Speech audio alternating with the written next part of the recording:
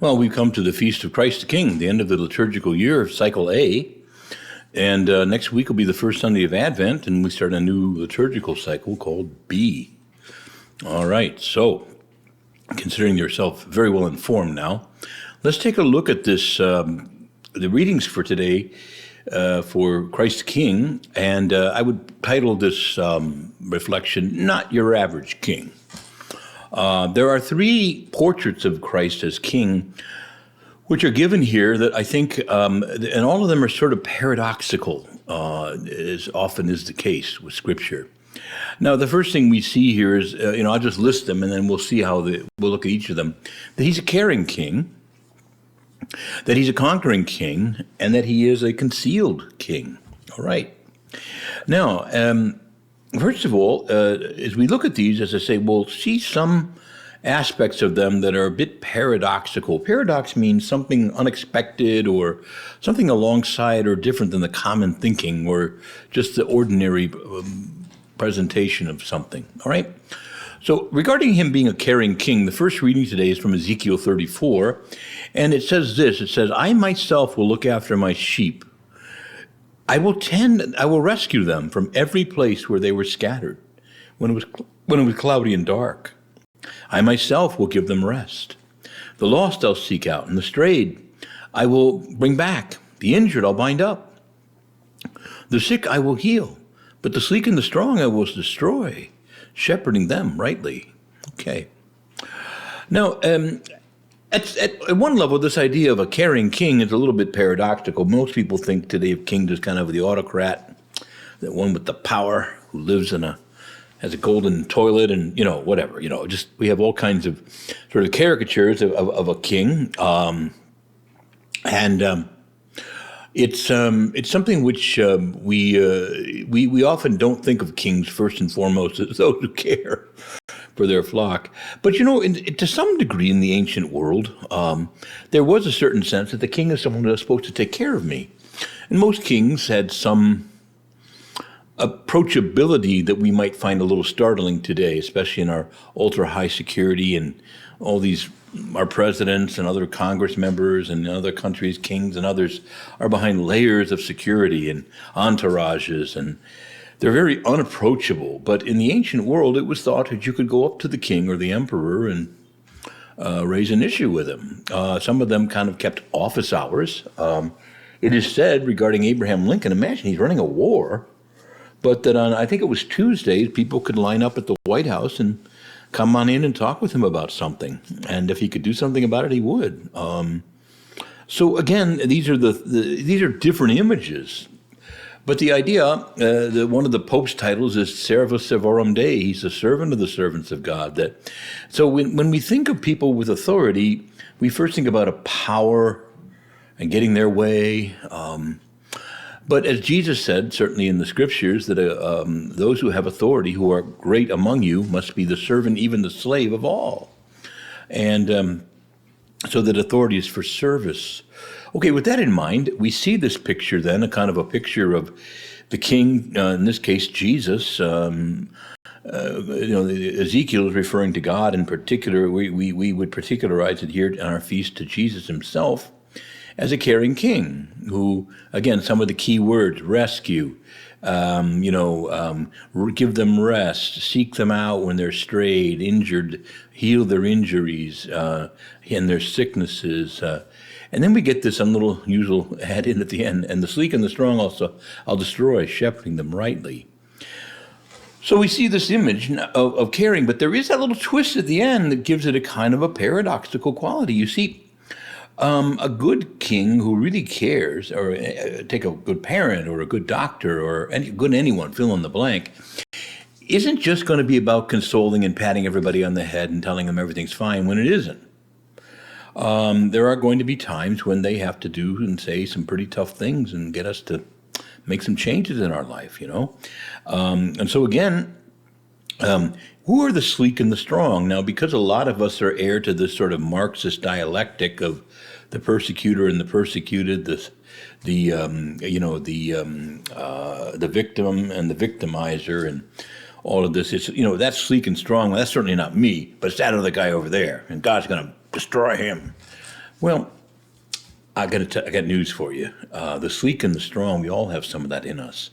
It's another way of saying pride. And pride is a human problem. It's not just something that the rich or the powerful have. It's something that we all have. And so part of what God has to do for us in taking care of us is to break this pride, so that we have hearts that are broken not in the my heart is broken kind of emotional sense, but that our pride is broken, that we're meeked, that we have the Lord has to address this stubborn, prideful streak in us. And it says here destroy, but again, destroy doesn't. It's like Jesus cleansing the temple. Things have to be thrown over and taken away. But again, so there can seem a kind of an almost violence at times where God has to enter into the temple that we are and cleanse it out. And he has to do some pretty deep cleansing. And he has to do some deep purgations, okay? And this is painful at times, but we all have it. And so again, this is though a form of care. Because you see, our biggest problem isn't that the wrong party's in power or some other guy is more powerful than I am and, God will have to get him. But the biggest problem we've really got is that we have pride. And our pride can destroy us, And so again, sometimes God has to allow us to, kind of enter into a period of troubles and trials to sort of break us. But in a good sense of being broken. That is to say, having our pride broken and having humility. Everything needs a crack in it. That's how the light gets in kind of approach to things. And so, again, the sleek and the strong, he's a caring king. Yes, he'll take care of the sick. He'll rescue the wandering. Yes, yes, yes. And the sleek and the strong, and we've all got some of that in us. The Lord will, quote, destroy. That is to say, he'll break the power of that so that we will be saved and not so stubborn we just go to hell. Okay. Now, we'll move on here, but the first thing that we read today is that the Lord is a caring king. Now, we go to another thing that seems paradoxical. It says that he's a conquering king. It says here in the first reading that we have, it says, he's been raised from the dead as the first fruits of those who have fallen asleep, and he has reversed what Adam did. That he's the first fruits. Then each of us in proper order will also rise with him. And then finally it says he will hand over the kingdom to God his Father when he has destroyed every sovereignty and every authority and power, and that he must reign until he's put all of his enemies under his feet, and the last enemy to be destroyed is death. So again, this presents a picture of a conquering king putting his enemies under his feet and gloriously reigning. Okay. But on the other hand, a lot of us look around and say, it doesn't seem like it. It seems like the devil runs the place. And Jesus does call him the prince of this world. And to some degree, Jesus says, my kingdom is not of this world. So the question for us is, where is this? What does this mean to call him a conquering king? The letter to the Hebrews kind of puts a word to our, some words to our sort of conundrum here. It says, in putting everything under him, God left nothing not subject to him. However, at present, we don't see everything is subject to him. I'll say. But we do see Jesus, who was made little lower than the angels, now crowned with glory and honor because he suffered death. Okay, so we know that Christ triumphs. And by the way, if you take a look at all the travails that the church has been through in all these 2,000 and some years, it doesn't always seem like we're the victors. But you know what? Think about it. Every other power and authority, every other sovereignty, all those who were going to persecute the church or just, cause all kinds of problems for us, they're all gone now for the most part. And we're still here preaching the gospel, Where's Caesar now? Where's Napoleon? Where's the USSR? Where are all these people that were going to destroy and bury the church? We ended up reading the funeral rites over them. And, you look to heresies. There's been a lot of heresies that have come and gone, and we're still preaching the same gospel. Those things have come and gone, And I'm not saying there aren't some pernicious and difficult things that the church faces, but, well, they come and they go. We're still here. Same gospel, Same Jesus. Jesus Christ. Don't be carried around by all kinds of strange doctrines. Jesus Christ is the same. Yesterday, today, and forever. See? And so, again, these things come and go. And the church is still here. What other institution is as old as the church? Some people say, well, those Buddhists have been around. Look, what is a Buddhist? It's kind of, yeah.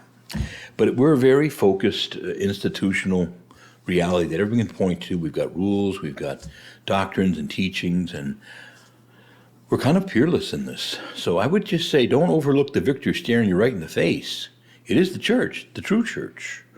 Now, there's an ape of the church out there. There's people who falsely claim to be the church, but I'm talking about the real church. And we're going to be here long after all these fakers and all of these persecutors and everyone else comes and goes. And so, see it in the longer vision, you start to see how Christ is triumphant. Now, but all that said, it does seem that Satan has an awful lot of power, all right? And it says simply here that, so there's something paradoxical, but as the letter to the Hebrews says, we don't see everything as subject to him currently, but it is. It is. I just showed you part of the reason. Not only that, but I would argue that if there is suffering or evil that's permitted in the world, it's only permitted by God so that something greater can be attained through it. So we have to understand and trust that. Now, again, there is a lot of paradox with this. Why doesn't God just make everything pleasant all the time? And, well, maybe that would have been nice in plan A. He did offer us paradise, but we said we wanted the way of suffering and death. Dumb idea, dumb decision, but here we are. And so the Lord meets us at the crossroads of suffering and death. He went through it for us, and he says, now I want you to follow me. And some of the hard things that you go through, I'm permitting for a reason. Part of that is how to shepherd the sleek and the strong, to how to break some of this pride that you have. Nothing like a little persecution or trouble or sorrows or sufferings to humble us and sort of break us in such a way that we're open to the kind of healing that we need. And so the Lord permits it, again, for a season and for a reason. And so his omnipotence, his power, is often seen in paradoxical ways. I mean, obviously, Exhibit A is the cross. I mean, what a disaster from a worldly point of view. And yet, that's salvation right there. That's the victory. Because he didn't give way to pride and just beat Satan by becoming a bigger version of Satan. He beat Satan by becoming humble unto death on the cross. And likewise, Joseph said to his brothers who did a terrible thing, they sold him into slavery. They wanted to kill him, but they said, well, we'll make money, we'll sell him into slavery. And if he hadn't been sold into slavery, he wouldn't have become the prime minister of Egypt and been on site to take the 7 years of good crops, store up a lot, and then be ready for the famine that was coming. He stood before his brothers who were quaking in fear when they discovered it was him, who's now the prime minister of Egypt. And they're thinking, man, he's going to get us killed. He says, don't worry, brothers. He says, you intended it for evil, but God intended it for good. So God can do incredible things. He can just hit our curveballs right out of the park. He can make a way out of no way and write straight with crooked lines. All right? So his victories are often paradoxical. They don't seem obvious immediately, but as you make your way through, you start to say, wow, look what God did. Look what he did. Okay. I'll move on now to the third point, which is that he's a concealed king. But when I say he's concealed, he's kind of hiding in plain sight. But here we go to the gospel, and there is this very well-known passage where that he takes his seat. He comes in judgment, accompanied by the angels, and he takes his seat, and he divides the nations and the peoples like shepherds separate sheep from goats. And again, the basic story. To the ones on his right, the sheep, he says, you fed me when I was hungry, you gave me a drink when I was thirsty, you visited me in prison, and so on. The corporal works of mercy, basically. And to those he condemned, he says, you didn't do these things. Well, how didn't we do these things? So what's interesting is that both groups see him, and now, and they say, well, when did we do this for you? When did we ever, even the ones who did well, when did we ever feed you? Or Jesus said, I assure you, as long as you did it from one of the least of my brethren, you did it for me. Because, see, they're members of my body. And when you do something to them, you do it to me. So I'm kind of concealed, but I'm hiding in plain sight. I'm in, and kind of the strangest king of all, right? A king who's hungry, a king who's thirsty, who's sick, who's lonely, who's a foreigner, who's in prison. The list, he gives shouldn't be seen exhaustive. There's a lot of stuff that will be judged on that isn't in this scene. I mean, there's nothing about not killing anybody. There's nothing about, committing acts of adultery or fornication or homosexual acts. Or there's nothing about greed or dishonoring one's parents or some of the other things that will be judged on. That's not an exhaustive list. But basically, the Lord is saying, as you treated others, you were treating me. As you worked with others and helped them, you were helping me. And to the extent that you rejected them, you rejected me. Because I tell you, I'm a concealed king, and I'm hiding in plain sight. Concealed only in the sense that, our minds are very weak and we don't see past, some individual, some nemesis, some troublesome person or whatever to see Christ. That's our blindness. But he says, I'm hiding in that sense, but I'm not hiding at all. I'm hiding in plain sight. It's me. It's me. You did it to me. You did it for me, And so he's saying to us, don't you understand? You see? I'm the strangest king you ever met. I'm needy, I'm poor, I'm struggling. I'm also a sinner who's lost. I mean, not him literally, but, I include in my body, my ranks, people who are struggling with sin. I have them all. See, they're all part of my body. And when you instruct them or correct them, you're helping a member of my body. Okay, so you start to see the vision here that he's a concealed king. But concealed, if he is concealed, it's our problem. It's not his, because he's hiding in plain sight. He says, here I am, it's me. All right, so we've seen three images of the Lord, and they're all a little bit paradoxical. We can just say, oh, you did it for me. Christ identifies with the pure. Okay, yeah, but go a little deeper and just realize that every person you interact with, particularly the baptized, of course, are members of his body. And even if they're not baptized, he still loves them. He's their creator. And you can't just say, well, I didn't do it to you. I just did it to this guy that was bugging me. Well, I made that guy. And I know he's got his problems, but I wanted you to try to help him. See? All right. So he is hiding, this king. But he's hiding in plain sight. Enough said. So we have this concealed king. We also have a king who is again, a caring king. But care here doesn't just mean lots of nice bromides and they're there, don't worry. That's cheap grace, right? But it's a grace that he's a caring king who heals us, and not just of the stuff that we like to be free of, namely, injured or lonely or lost or but also things that we don't know that we need to be free of, and he needs to work there too, our pride, our stubbornness. And that's the sleek and the strong part of who we are. And that needs to be, quote, destroyed or broken, okay? And then again, the conquering king, and we covered that, I think, enough. It's he conquers, but sometimes in ways that are paradoxical, like Joseph being sold into slavery, or Jesus himself dying on the cross, and so on. All right, he's a conquering king, though. He is, on his terms, not ours. All right, so happy Feast of Christ the King. And by gosh, next week we're going to be in purple and do an Advent. Wow, and it's going to be a short Advent this year because it comes a little, Christmas comes on a Monday. Anyway, it's a long story, but basically we have 3 solid weeks of Advent. And the 4th week of Advent is like 12 hours long. It's crazy. Okay, bless your hearts, and we'll talk again next week.